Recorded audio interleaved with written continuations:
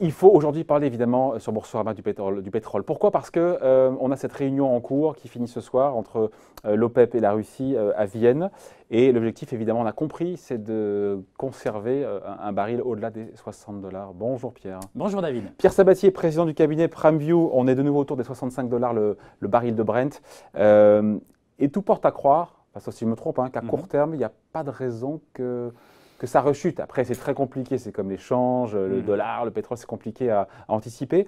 Mais quand on voit que l'OPEP qui se réunit et qui nous dit, alors si j'ai bien compris, sur les 6 ou 9 prochains mois, je ne sais pas si c'est encore tranché. Non, mais ça serait plutôt 9 a priori. Sur les 9 prochains mois, on continue de serrer les vannes et 1,2 million, oui. 1 million de barils en moins sur le marché.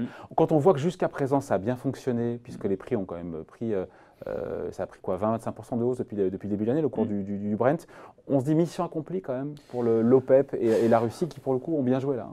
Alors, je dirais surtout que c'est un mal nécessaire. La réalité, c'est qu'aujourd'hui, les fondamentaux globaux… Alors, deux choses tout de même. Rappelons que les 20% de hausse depuis le début de l'année sont issus en fait à la très forte baisse qui avait précédé, puisqu'on parlait à l'époque en fait de bear market sur le pétrole qui avait beaucoup décru. Donc, il y a une forme de relativisme à voir par rapport à ça. On reste globalement ancré autour de $60 pour le WTI, le pétrole américain, et $65 en fait pour le Brent, pétrole européen. Donc, c'est un mal nécessaire tout simplement parce qu'aujourd'hui, en fait, vous savez que le pétrole, il y a deux choses. Il y a l'offre et la demande. Oh. Et exactement. Non, pour le reste, pour les autres, oui, mais sauf que en fait, c'est la seule matière dans laquelle en fait on maîtrise l'offre. Et ça, c'est extraordinaire puisque vous savez qu'on vit dans un monde normalement libre, libéral, là où on a libre échange des capitaux, des hommes et des marchandises bien sûr. Or là, on est face à un cartel qui a la capacité effectivement de maîtriser la capacité de production. Donc normalement, effectivement, pour la première fois, on a des acteurs qui sont en capacité normalement de maintenir les prix. La réalité, c'est que leur emprise sur le marché, finalement, est assez faible. Donc, ce n'est pas grâce à cette décision de limitation de la production de pétrole de la part de l'OPEP et de la Russie, en citant que les prix ont monté. Alors, que les prix ont monté, que le prix se stabilise, oui. Mais s'ils n'étaient pas là, probablement, ils descendraient beaucoup plus qu'ils ne sont aujourd'hui. Tout simplement parce qu'en face de cette offre, il y a une demande qui a tendance à s'affaiblir. Parce qu'aujourd'hui, et c'est quand même la nouveauté, quand vous prenez un an avant, il y a une différence quand même extrêmement forte, c'est que tous les indicateurs avancés type PMI, quel que soit l'endroit du monde, montrent, si ce n'est une contraction dans beaucoup de pays, y compris en Chine, en Europe pour la plupart des pays, sauf en France, en Australie, en Corée, etc. Aux États-Unis. Mais si on regarde la demande d'or noir, pardon, je coupe, mais la demande d'or noir, est-ce que ça, c'est la demande actuelle. Non, mais ça, elle augmente un petit peu moins vite, mais c'est la demande actuelle. En fait, les prix, ce n'est pas sur la demande actuelle, c'est sur la demande projetée. Et c'est la raison pour laquelle, en fait, il est nécessaire pour les pays de l'OPEP, mais pas que, je rappelle, il y a 14 pays dans l'OPEP, mais aussi 10 alliés, on va dire, pilotés par la Russie, qui s'associent à eux pour maintenir l'offre de production. Si vous n'aviez pas ça, eh bien, vous aurez probablement une projection de baisse de la consommation mondiale de pétrole qui entraînerait les prix beaucoup plus bas, c'est-à-dire en dessous, en fait, du canal dont le plancher est à peu près autour de $45. Il faut faire attention parce que si, justement, ces pays producteurs ne se mettaient pas en face, il est probable que, pour le coup, le pétrole, ce n'est pas qu'une matière première, c'est aussi un actif financier, donc spéculatif, et que comme certains avaient entraîné le prix du pétrole à une époque à $150, à une autre époque à $25, eh bien, vous auriez en fait des mouvements, au regard de la faiblesse actuelle et structurelle de la demande mondiale en général, pas que de pétrole, vous auriez nécessairement des spéculateurs qui se mettront en face. Et donc, ce qui fait que, en gros, on va dire que l'OPEP et les autres, c'est le rôle de la BCE sur les actifs financiers en Europe, c'est le rôle de la Réserve fédérale sur les actifs financiers, sur les actions aux États-Unis, à savoir que c'est une forme d'assurance que les prix n'iront pas trop bas et donc une manière d'éviter en fait les spéculateurs qui voudraient miser à une baisse excessive des prix du pétrole. Donc c'est un mal nécessaire. Mais cette stratégie, elle est fondée, celle de l'OPEP et de la Russie. Quand on voit une demande de pétrole dans le monde qui croît moins vite, il y a un peu moins de demande, il y a toujours plus, mais elle croît moins vite. Oui. Cette stratégie, il fallait la poursuivre de fermer les vannes, de fermer un peu les vannes de pétrole. Concrètement, on ferme les vannes pour que les prix en fait ne se baissent pas trop. Et pourquoi ces pays ont quand même intérêt à titre individuel en fait de maintenir des prix élevés? C'est parce qu'on prend l'Arabie Saoudite, le niveau du prix du baril pour assurer à peu près l'équilibre des finances publiques, il est très élevé. Et tous ces pays-là sont très dépendants en fait de leurs exportations de pétrole. Plus vous avez le prix qui baisse, plus ça les fragilise en tant que tel. Donc à titre individuel, ils ont tout intérêt à maintenir des prix du pétrole suffisamment élevés pour eux-mêmes se porter correctement, mais pas trop quand même, parce que plus on va faire monter les prix du baril, plus ça va solvabiliser qui?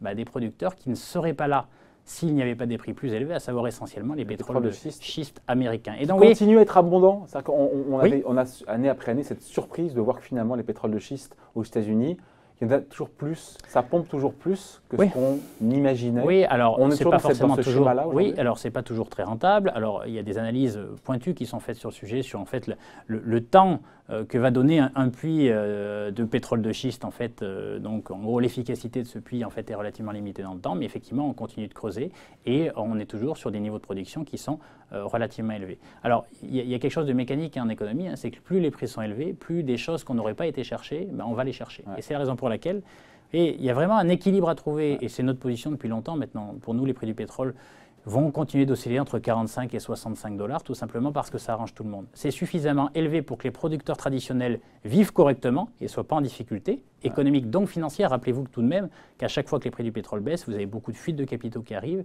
et lorsqu'il n'y a plus d'excédent en gros de pétrodollars qui arrivent dans ces pays-là, ils sont tout de suite en grande difficulté. Et donc 45 $, c'est un prix acceptable, mais pas trop non plus, parce que sinon vous allez voir d'autres concurrents qui vont arriver sur le marché, notamment les Américains, et pourquoi pas d'autres demain, et qui viendront en fait leur prendre des parts de marché. Donc vous comprenez qu'on est sur un jeu, on est un peu sur la ligne de crête, et pour l'instant, à la fois les acteurs qui pilotent l'offre, pour l'instant, arrivent à maintenir en fait ce cap. Et à défendre leur intérêt, donc à avoir un pétrole qui ne descende pas en dessous de 60. On dit qu'à court terme, c'était l'objet du sujet aujourd'hui, de se dire qu'à court terme, tout plaide en tout cas pour que ça qu'on reste sur ce niveau-là, que ça ne baisse pas. On voit la trêve, encore dans la guerre commerciale. Oui, alors ça, c'est les mots. Hein. Les promesses n'engagent que ceux qui les croient. Oui, mais il faudra quand même avoir... Non, alors je dirais pas ça, je dirais que... C'est bon pour la demande mondiale de pétrole. Alors oui, mais pour l'instant, ce ne sont que des mots. Oui. Ce ne sont que des mots. Donc il va falloir voir véritablement par quoi ça se traduit. Non, ce qu'il faut vraiment regarder, c'est si les indicateurs conjoncturels qui sont très dégradés, maintenant, pas dans un pays, pas dans d'autres pays, dans la plupart des pays du monde, se traduisent en réalité par un ralentissement économique plus fort que ce qu'on constate jusque-là, et surtout par un ralentissement des profits réalisés par les entreprises. Parce que si on a cet enchaînement, c'est-à-dire ces indicateurs avancés mauvais se traduisent par un vrai ralentissement économique un peu plus fort que ce qu'on constate jusque-là, et donc derrière se traduisent sur les comptes des entreprises, là pour le coup vous aurez une poche d'aversion sur le risque, pas que sur le pétrole, sur l'ensemble des actifs risqués. Le pétrole en fait partie, et là pour le coup les spéculateurs et les pays de l'OPEP auront du mal à maintenir, en tout cas avec ces 1,2 million de barils, ils ne maintiendront pas les prix au niveau actuel. Et donc mais le sujet, en tout cas la plupart des forces aujourd'hui poussent pour que le pétrole reste. Vous voulez me faire dire, hein? Non, vous voulez me faire dire. Non, mais moi c'est mon sentiment. Aujourd'hui, on n'a pas de preuves. Effectivement, bien. Là, les acteurs qui étaient en face pour que ça ne baisse pas se sont positionnés. Exactement. Donc, on va dire que globalement, ils ont déjà tiré leur balle. Ouais. Donc maintenant, la question fondamentale, c'est est-ce que la demande réaccélère? Alors là, c'est parfait, les prix même pourront continuer à monter et retrouver des niveaux de 70-75 $. Soit le ralentissement perdure sur les niveaux actuels, on se maintient, soit on a une vraie dégradation, et là, en fait, ils auront du mal.